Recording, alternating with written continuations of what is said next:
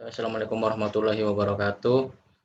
Waalaikumsalam warahmatullahi wabarakatuh. Perkenalkan, kami dari kelompok 5 yang baru angkatakan, saya sendiri Rahmat Hambalik. Yang kedua ada Muhammad Jumadi, ada Samsul Arifin, ada Bang Chandra Rahman, Imamuddin, Satrio, dan Pak Hamidun Bunga Padang. Sini kami akan mencoba mempresentasikan tugas mikroprosesor yang akan membuat LED blink dan push button.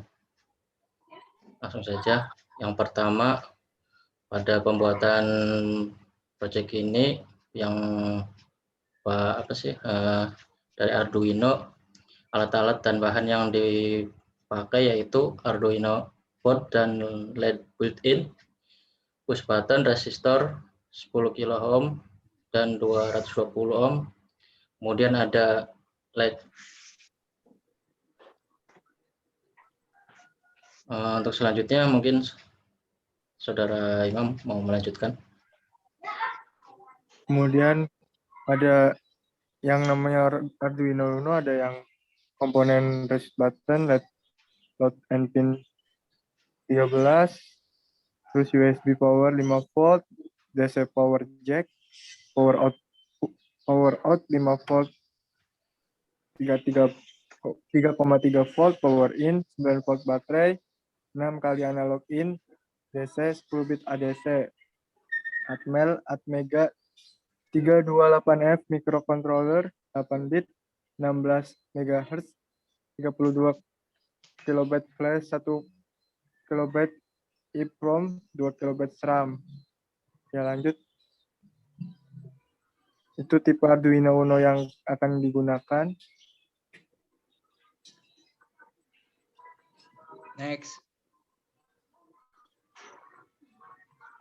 Nah, di sini penjelasan mengenai bagian-bagian Arduino Uno R3. Yang satu, power USB digunakan untuk menghubungkan papan Arduino dengan komputer lewat koneksi USB sebagai supply listrik ke papan atau untuk pemrograman mikrocontroller. Yang kedua, power jack, supply atau sumber listrik untuk Arduino Uno dengan tipe jack dengan input DC 5-12 volt. Terus ada yang ketiga, voltage regulator. IC ini digunakan untuk menstabilkan tegangan eksternal dari jack atau nomor 2 menuju 5 volt tegangan aman papan Arduino. Yang keempat, ada kristal osilator. Kristal ini digunakan sebagai layaknya detak jantung pada Arduino. Jumlah cetak menunjukkan 16.000 atau 16.000 kHz atau 16 MHz. Ini digunakan sebagai timer atau penghitung.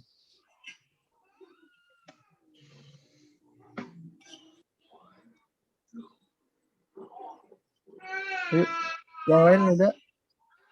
Kemudian nomor 5 dan yang nomor 17 sesuai dengan gambar itu dinamakan dengan reset, digunakan untuk mengulang program Arduino dari awal atau mereset. Cara pertama dengan menekan tombol reset 17 sesuai dengan gambar di papan. Cara kedua dengan menghubungkan pin reset dengan GND secara singkat.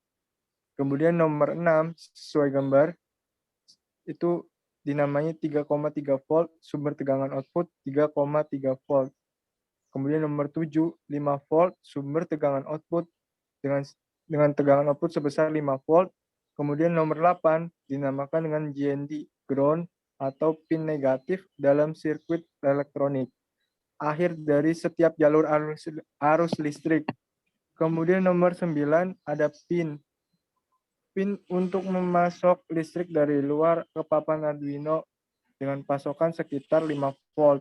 Kemudian nomor 10 sesuai gambar atau foto itu dinamakan analog pin. Papan Arduino Uno memiliki 6 pin analog A0 sampai A5. Digunakan untuk membaca sinyal atau sensor analog seperti sensor jarak, suhu, dan sebagainya.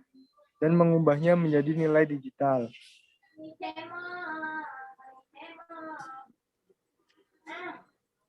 Ayo yang lain. Satrio Next, atau Saudara siapa? Rahmat, saya bisa lanjutin. Oh ini ya. Oke, terima kasih Saudara Imam.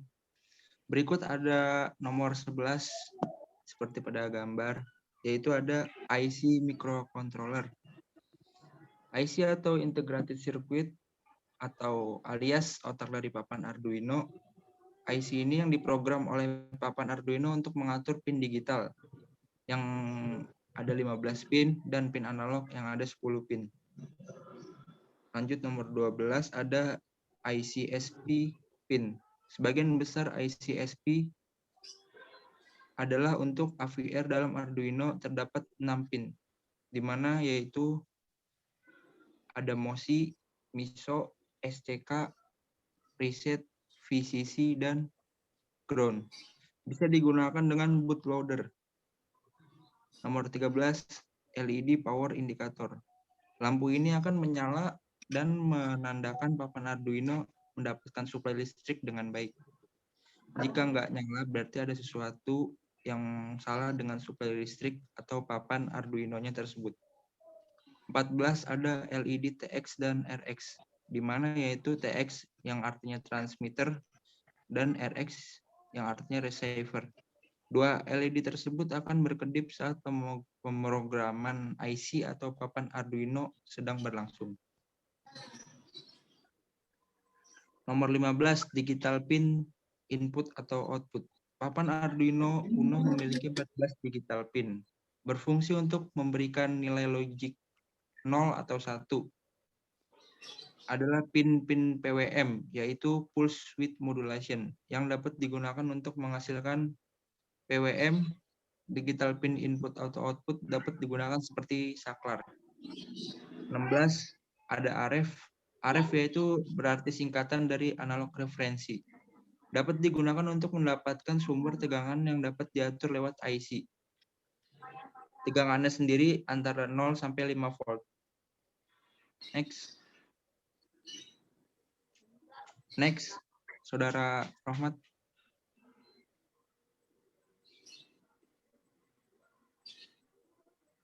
Nah, mungkin untuk komponen kabel-kabelnya bisa dijelaskan oleh Saudara Chandra. Oke, baik. Terima kasih Mas Satrio atas waktunya. Baik, berikutnya itu kabel USB dari Arduino. Pada Arduino adalah kabel USB yang disambungkan ke komputer atau laptop yang berfungsi untuk mengirimkan program ke Arduino juga sebagai port komunikasi serialnya. Next. Dan berikutnya adalah breadboard miniboard. Breadboard digunakan untuk membuat rangkaian elektronika sementara dengan tujuan untuk menguji atau prototip tanpa harus menyolder. Mungkin dengan alat ini akan lebih memudahkan, cukup praktis dengan memanfaatkan komponen-komponen elektronika yang dipakai tidak akan merusak dan dapat digunakan kembali untuk membuat rangkaian yang lain. Breadboard umumnya terbuat dari plastik dengan banyak lubang-lubang di atasnya. Lubang-lubang pada breadboard diatur sedemikian rupa membentuk pola sesuai dengan program yang connect. Bisa dilanjutkan Mas Samsul mungkin berikutnya. Berikut ini tampilan dari breadboard. Untuk layout bisa dilihat seperti pada gambar dan tampilan dari atasnya juga bisa dilihat. Next.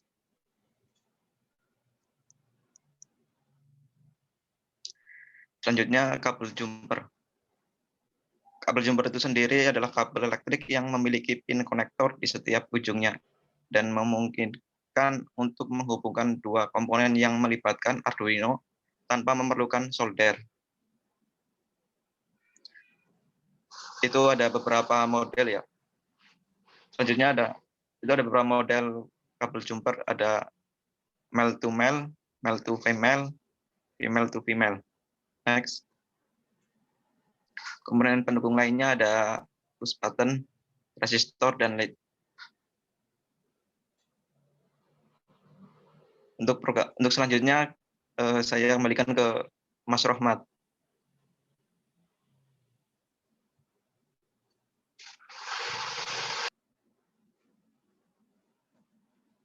Baik, ini merupakan program coding dari LeadBlink ya. Bisa dilihat di monitor.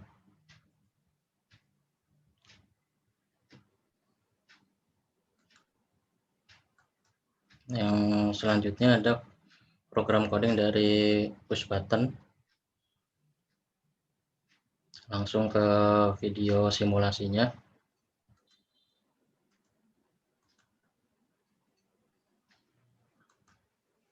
Nah, seperti ini simulasi dari LeadBlink yang ada pada program Arduino. Di sini lampu LED akan mengedip selama 1 detik. Rentan waktu 1 detik. Kalau di codingnya kan ada tulisannya 1000, di situ sebenarnya 1 detik. Kemudian ada simulasi push button, di mana saat push button ditekan maka LED akan mati. Di sini push button berfungsi sebagai kalau di program itu namanya normally apa sih? Yang NO itu. Normally open. Bukan normally open, satunya apa tuh? Normally close. Normally Normal close ya, close, NC. Ya, benar. NC ya, tertutup. Ya, benar. Ya. Nah, seperti itu. Nah, bisa dilihat.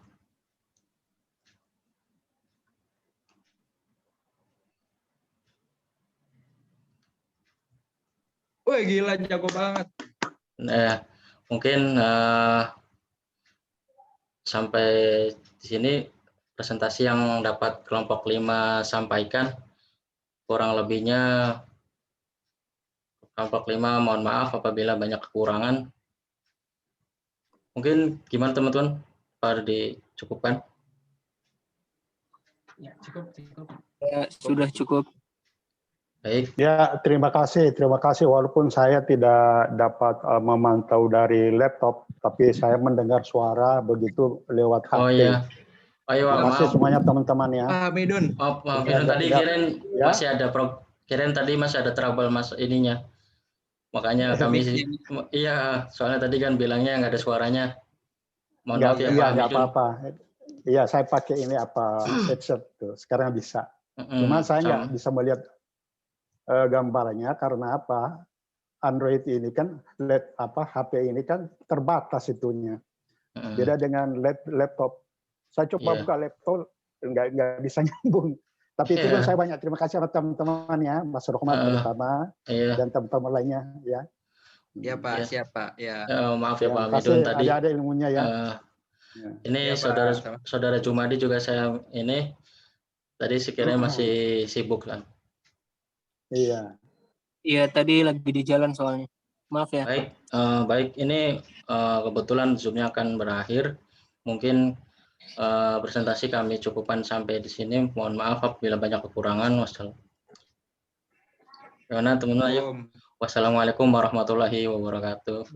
Waalaikumsalam warahmatullahi wabarakatuh. Terima kasih teman-teman semuanya. Terima kasih sama-sama. Pak. Terima kasih teman-teman. Sama-sama. Oke.